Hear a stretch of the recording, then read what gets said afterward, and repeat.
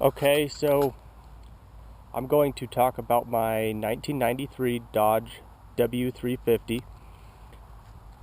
I don't know how focused this thing is here, so I'll try to get as many views as I can. The wide angle or whatever, this GoPro here. So when I got it, it was completely stock. I bought it with 145,000 miles on it. I'm at 210 right now. I've got about 200 miles on the new motor that I put in it. When I first got it, my plan was to run 38-inch tires on it, and that's what's on it now.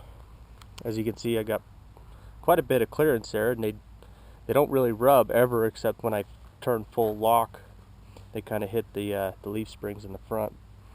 But so I did that, and I got a 2.5-inch spacer in the middle, and then a 2-inch spacer on the inside, down in between the wheel and the axle. You can see here I got just about a perfect amount of width there between the tires. So what I did, I went through and I got the tires put on the truck.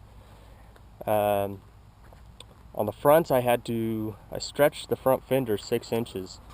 I took 6 inches out of the middle, and I scooted this panel back, scooted this panel forward, re-welded it, and put it all back into place. Eventually I'll get around to putting the Scorpion liner on the whole truck. I'm going to do a red Scorpion liner on the whole truck, and I'll probably do the grill black and keep the mirrors and the wheels chrome. I'm going to get some wheel simulators to put on the outside. That's about all I'll have chrome. Maybe the door handles also. I don't want to mess with any of that.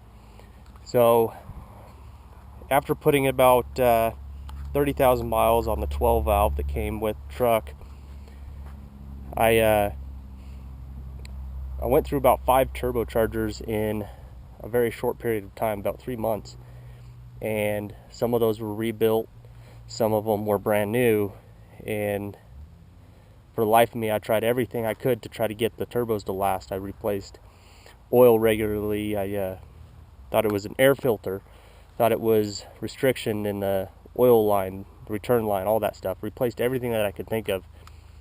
Eventually I just said screw it. I went to Kansas City last Thanksgiving, and on my way back I just decided I was going to go ahead and build the motor from scratch. So what I did was I built a 24 valve, came out of a 2001 Cummins, so I put a 24 valve in it, and I'm running a VE injection pump. We'll get to the motor here in a second, but anyways, I put LEDs on the whole truck. I got LEDs in the cab lights. I got LEDs on the fenders. Everything but the tailgate, which I'm going to replace the tailgate soon. I got LED bulbs in the tail housings. All the new housings, all the housings I should say, are all new. Cab light housings are new. New turn signals in the front, and I'm running projector headlights, HIDs. I'll probably upgrade my HIDs in the future. I want to probably run LED with a dual high beam, low beam. I just don't like that I have a halogen high beam. Since the halogen bulb sits off center, you get a funky projection out of it, so it's kind of pointless to even run the high beams. I got a new grill on it. It's a Rock Auto grill, which it's not a bad grill, and the inserts are nice, but it's not as durable as the stock grill would have been. If you could still find one, I would suggest doing that before going to Rock Auto. Mine was cracked in like 4 or 5 spots across here, and I really didn't like it. But this grill, the screws that hold the grill down up on top of the front clip, they're broken. See here, this is wiggling just because the plastic broke. Just kind of either bad plastic or bad molding. But so yeah, all that's new. I've got new mirrors, side mirrors I'm going to put on as soon as I get the truck painted. New windshield's going to go in at the same time also, so I can just kind of take my weather stripping out and spray all around that, and then just replace the window. So that's that. I'm going to pop the hood. We're going to look at the motor.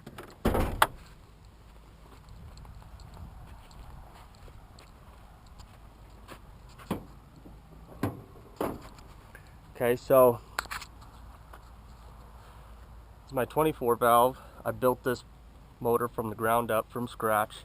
The head didn't come with this motor, and bought them from two different individuals on my way back from Kansas City last year. The block was pretty rusted, and I got it for a great deal, so I ended up just buying the block, and I had it machined, but the cylinders were rusted out, and the outside was pretty rusted just from sitting outside. The journals and everything like that were not, because it had a crankshaft in it, and it was oil in there, never got water in it to rust. But anyways, so what I did with the block, I took it to the machine shop, had them take 40 thousandths off. That was, my plan was to run 20 thousandths over standard bore, but it didn't clean up, so I had to go to 40 thousandths, and I bought pistons to match. And then I decked the head, get the head on the block flat, and once I did that, I had did all the machining work on the head myself. I took the intake runner, machined that off. There's the cast runner that was cast into the head. I made my own from billet 6061, had that machined up, and it took me quite a while because I had to draw it. I had to get the whole motor mocked together. Then I had to go and figure out what my dimensions were, and everything clears. It just barely clears my injection pump, and I'm running just about stock timing right now. But if I need to run it anymore, I got to go in here and I got to trim this idle stop back so that I get some clearance from the intake runner if I want to advance my timing at all. But I'm running a second gen 24 valve fuel filter, and it's mocked up on the side of it there, and it actually went in pretty good, so it fits. I might have to take my throttle cables off just to change my filter, but that's not a big deal at all. I'm running, I don't know if you can see it, I'll try to get down in there. I don't know how this will come out, but I'm running a second gen lift pump with a lowered pressure output on it. So run the piston pump up to the injection pump. I got it teed off, and I'm coming over here to this is a lift pump pressure. I put it on the upstream side of the filter so I can see if my filter's ever slowing down. Going right into the injection pump. And what I did was I made my own delivery valve holders, and I just machined those right out of the I think it was a 14 N14 by 1.5 thread pitch, I believe is what it is. I just bought some 4-inch bolts, grade 8 bolts, and machined them down, put a hex, 10mm hex on them so I could get a wrench on them, tighten them down, machine the insides of them out. Actually came out really well, and they're not leaking at all. I don't see any ill effects from doing it that way. I'm using the stock 24 valve injection lines. Yeah, not much to say about those, but everything else is 24 valve. The block, the head, cam is actually 12 valve. Cam and the injection pump are the only things that belong to this truck, besides the power steering, but I wouldn't consider that part of the motor. Anyway, so I've got dual 110-pound valve springs in there. I like the dual valve springs better, preferably, because if one ever breaks, I'm not going to drop a valve. So that's kind of my theory behind those. But so that being said, I've got a 6.7 liter crankshaft in it, and to get the crankshaft to fit, it was basically a drop-in. I didn't have to modify the block or the crankshaft at all for that. So I did have to clearance the pistons, get the pistons cleared down. So I'm running a 20.5 to 1 compression ratio on this motor, and it starts flawlessly. I mean, with the flick of a switch, it just starts right up. And even when it's getting kind of cold out, I tried it one time. I didn't even have to warm up my grid heater when it got down to about 25 degrees. My grid heater didn't even kick on. I just flicked the switch and it started right up without even any white smoke. So that high compression's getting a little bit of a hotter charge in there. And I'm running a HE351 VE turbocharger. It's cooled from coolant from the head. We got coolant coming in and then coolant going down into down here. I don't know if you can see that, but going into the water pump.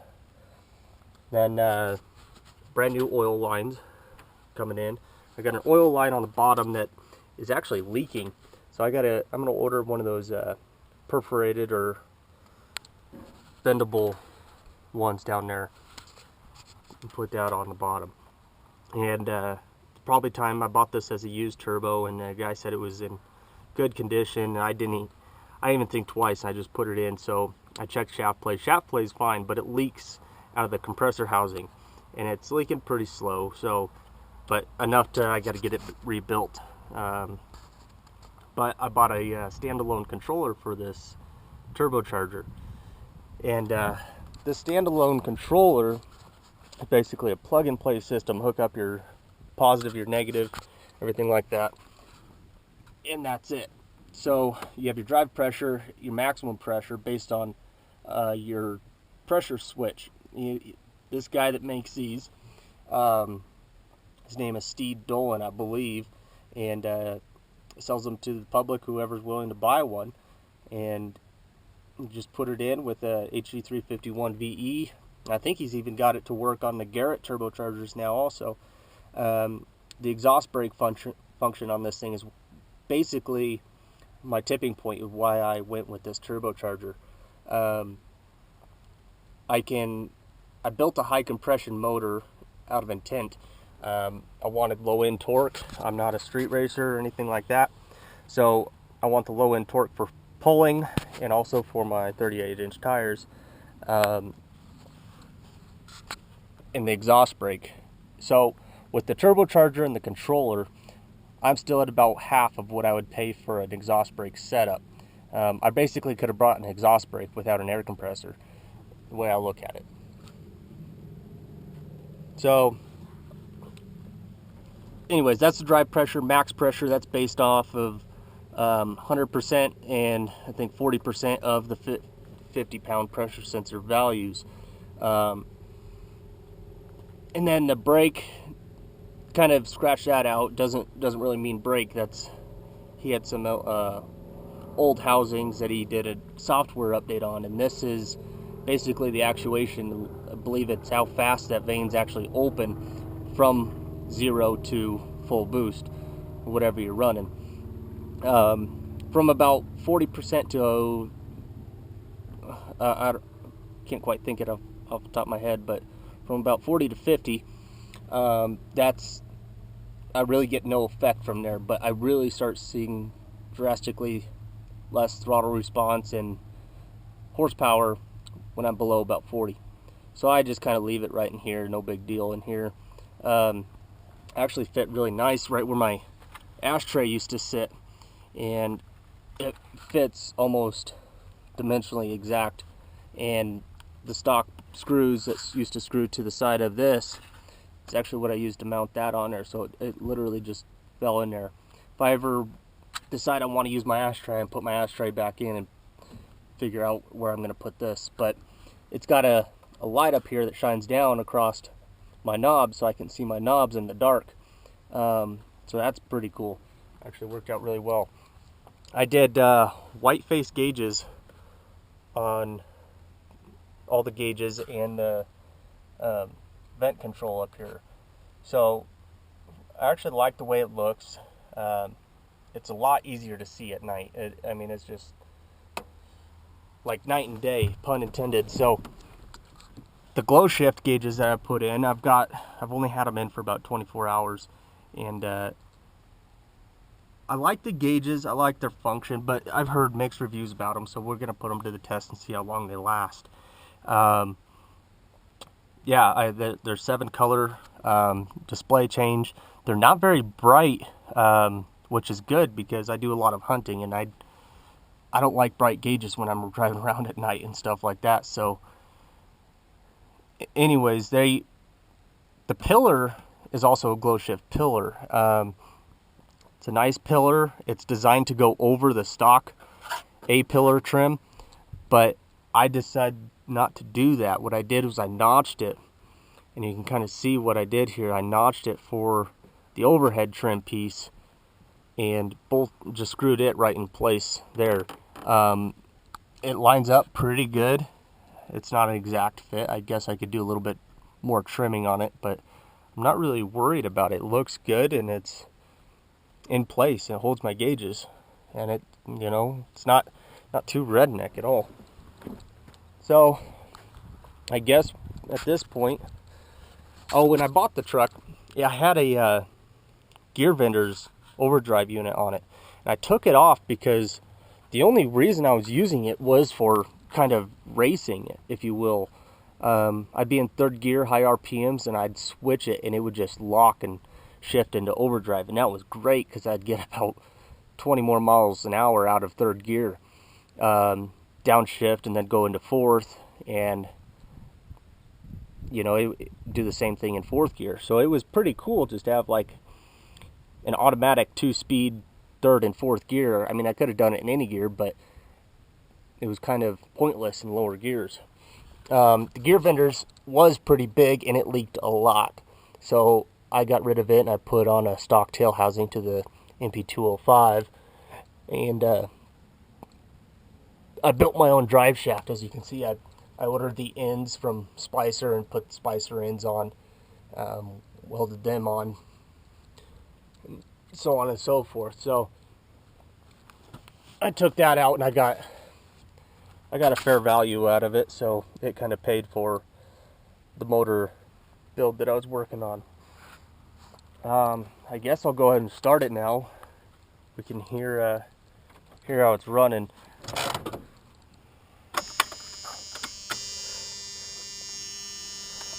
Oh, and I don't know if you saw that, but these gauges are pretty cool. They do a sweep when you first turn them on. I don't know if it's all for show. I guess it's just kind of a demonstration to show you that the needles actually will do a full sweep with the right input values. So they're gonna sweep again. Boost doesn't sweep. That's kind of what I don't like about this A-pillar, is this, none of these are at the right angle to where I can see the boost, you know, from 0 to about 20 from back here. You know, I can only see about 25, 30 and up. But the other ones here, I can see where my fuel pressure's at. I'm running about 11.5 pounds of pressure at idle, and it's idling high because I got the fuel screw in all the way, and I can't get any more idle down out of it. So I'll figure that out later.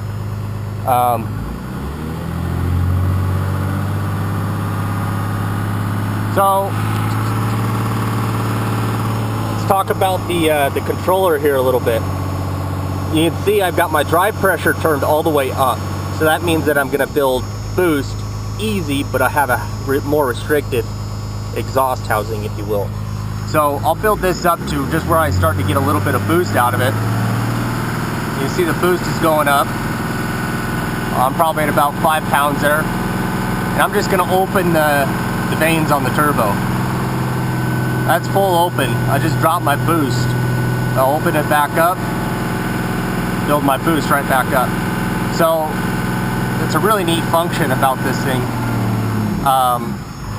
Really like it, but I noticed that more open I am on my vanes, the hotter my EGTs are.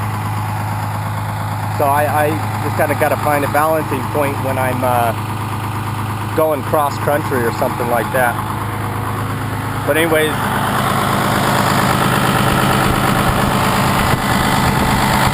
for the exhaust brake, I ran the exhaust brake switch right to the throttle lever on the idle side. So when I let off the throttle, it pushes the normally open switch to engage the exhaust brake. the motor's still cold. Basically all I did was I pulled it back here to my pasture so I could get away from some of the road noise. I don't know how well you can hear me talking over the motor, but it's pretty loud and it's idling just a little bit high. I don't have a tachometer, but I'm guessing it's probably right around 1,000 RPMs is where it's idling. Last thing I got to do is I need to make a bracket or get a second gen manifold on here, hold my dipstick in place, because I've got a second gen dipstick and dipstick tube on here that I need to bring down and get this secured.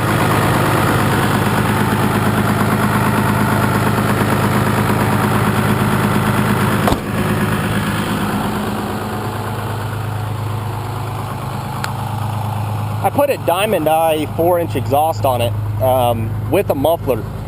It actually went on very, very nice, and basically it only took me about an hour to put on once I had the other exhaust off.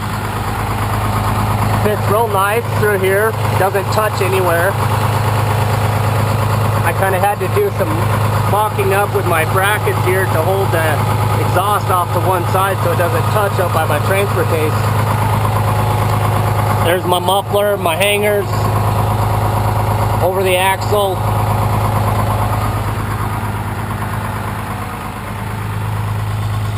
Then out here, I'll go ahead and run my exhaust brake for you so you can hear how that sounds out the exhaust and right up front.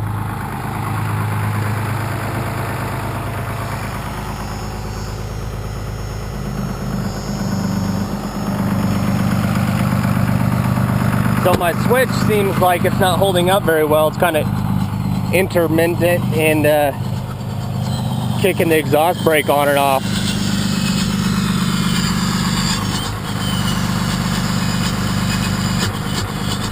But let me go see if I can adjust that real quick. You can hear it pulsing on the motor.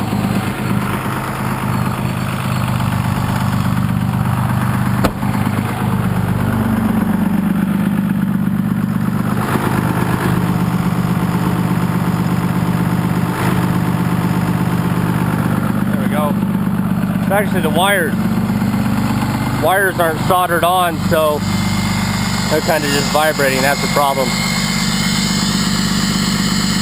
A little hazy. It sounds pretty good though. Sounds like a jet engine, I'd say.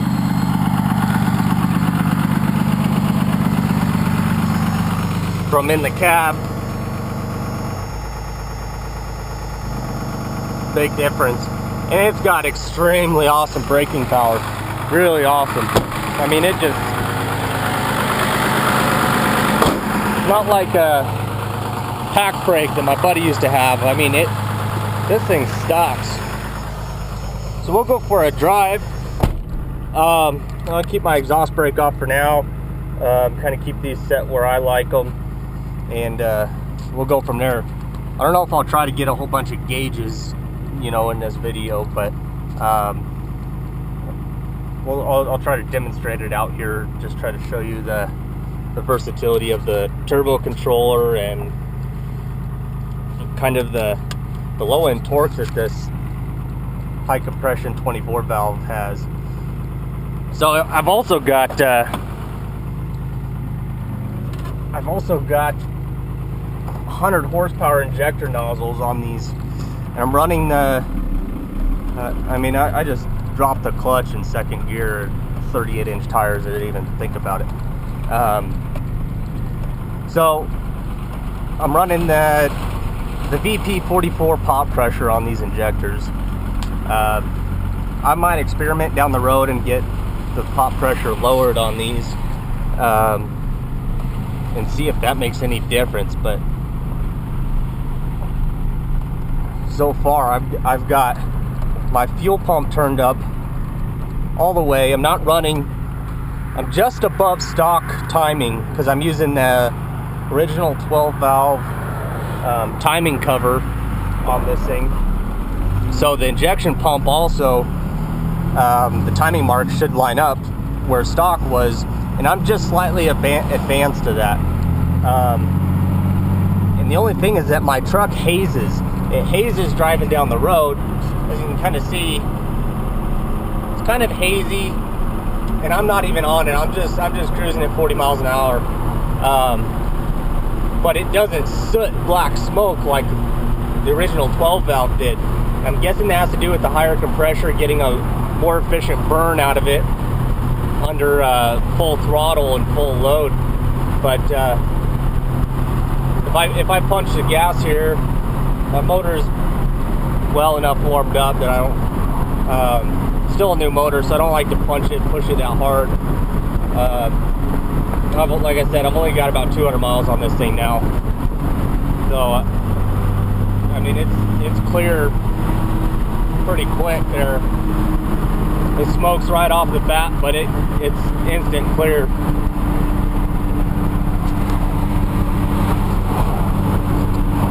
I've got a calibrated speedometer, so my speedometer is accurate. Running a Dakota digital speed calibrator. Really cool tool. You can adjust the speed up and down however you want it, whatever gears, whatever timing your tires are at and everything like that. So it runs really well. I'll see if I can get third gear pull here on my boost gauge.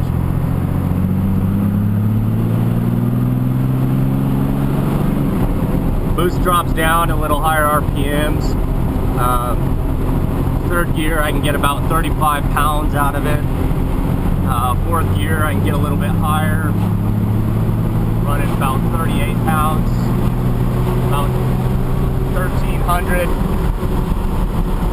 exhaust gas degrees. Lift pump never drops down below about 7 under full throttle or anything like that. Roll up my windows here so I can talk to you. I hope this thing's still filming. Yeah, it's still filming. So, I mean, any hill I climb, this truck it climbs right up in 5th gear and accelerates. It's so far beyond stock. It's no race truck, don't get me wrong, but the torque is just phenomenal. I mean, it's no speed demon at all, but I can just feel the torque. It's kind of weird too. I get more throttle response and faster acceleration under about 3/4 throttle than I do at full throttle. So I don't know if anybody has any light to shed on that. Let me know.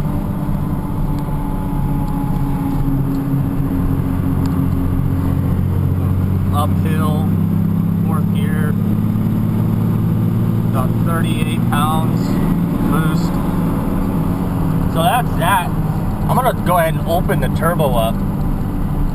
I'm gonna open the turbine housing up a little bit, and you'll see this is another hill right here in front of me, so you can see just how much effect that has on boost and throttle response. I'm at full throttle, 30 pounds right there. That's it. And then I can also lower my max boost on here. So I'm going to close the turbine, lower my max boost, push it.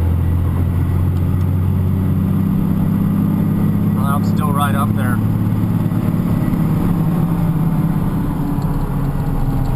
Now I'm going to slow down the actuation, or speed it up, I should say.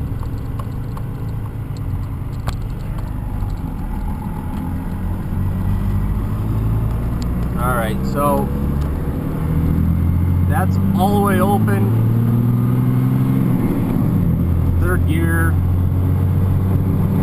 4th gear. I mean, it's building, it only built about 20 pounds right now with everything all the way open on this turbo.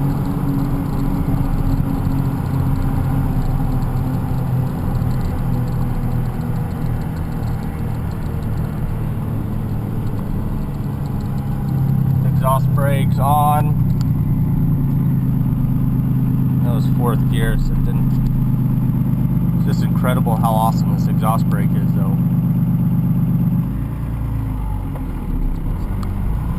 Exhaust brake's off because I'm accelerating.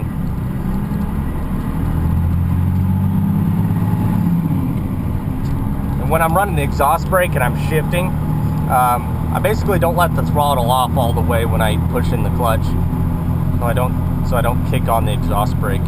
If not, it kind of puts you at a halt real quick, pretty jerky. But if I bring up the speed here,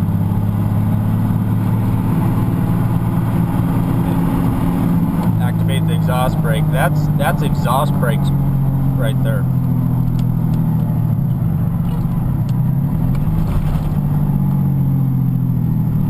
Now I'm applying the brakes. It just does fantastic.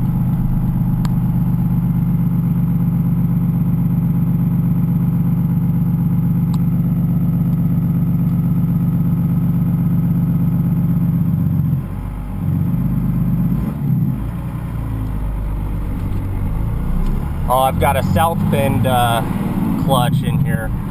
I don't remember the part number on it, but it's I was kind of disappointed because the stock clutch, the SAC stock clutch for this truck, has so much more surface area than the south bend clutch does. But I guess the south bend's got a higher spring pressure on the pressure plate there, and it gives it a little bit more traction, I guess, against the flywheel. But anyways, I believe it's a 400 horsepower or 500 horsepower south bend clutch. Another kind of funny story. I was driving the truck. I was about 50 miles into my first test drive, and I was climbing up Interstate 70, and the truck shut down on me. And I was cruising. I was going about 80 miles an hour in fifth gear, about half throttle, and the truck just died, just completely, motor just turned off. So what I did, I was able to pull off the road, and I had my brother bring me my tools. I was about 15 miles from home, and the only thing I could think it could be was the fuel shutdown solenoid. So on the side of the road, I pulled the fuel shutdown solenoid out and took the plunger out, stuck the fuel shutdown solenoid back in. The truck started right up. Actually, here's the shutdown plunger. It's not damaged at all. The rubber's all still intact, so I didn't have any rubber in there. But the only thing I can think of is there was some metal shavings on here. Maybe that either froze the plunger, or it got excuse me, it got some fuel up in there and shorted out the coil or something. Wasn't pulling the plunger up to allow the truck to start. So as you can see, when I turn it off, the truck doesn't turn off. So I'm just using fourth gear, let out, kill the motor. The injection pump does have a kill switch on it. Basically relieves the fuel pressure on the plunger inside of the rotor, and you can kill it that way. But if I ever get ambitious, I might hook a kill cable up to it, or if my clutch ever slips, something like that. But we'll see. Anyways, I'm very happy with the project. I don't know what my fuel mileage is coming in at yet, because I'm not really driving it all the time, and fuel gauge doesn't work, so I got to run it up and top it off and that type of thing to calculate my mileage. Yeah, it's a work in progress. I hope to get it painted probably by next spring. By paint, I mean that Scorpion liner.